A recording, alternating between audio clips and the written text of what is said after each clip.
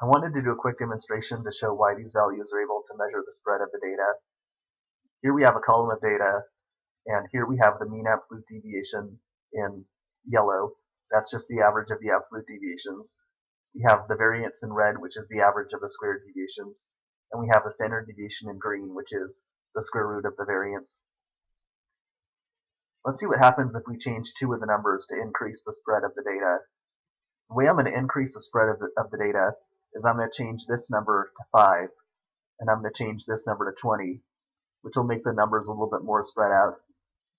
What's going to happen is when I change this number to 5, this this data value is going to be further away from the mean of 12.5.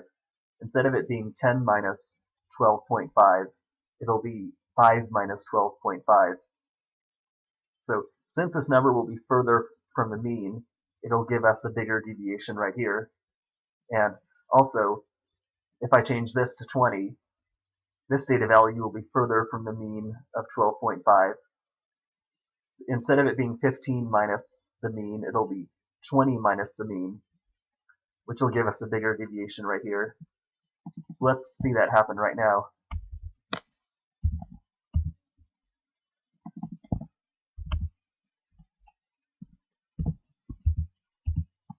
Right, so these two deviations have increased. They've now gone up to negative 7.5 and 7.5.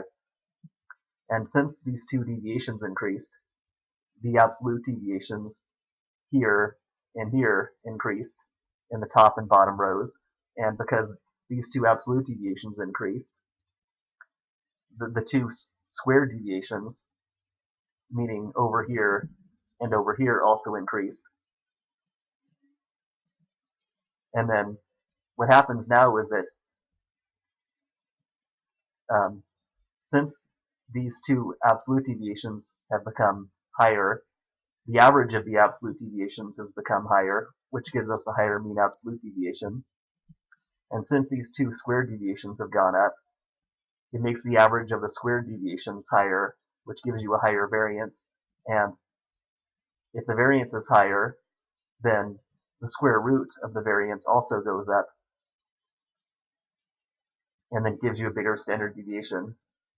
If the variance goes up, the standard deviation has to go up along with it, because the standard deviation is just the square root of the variance.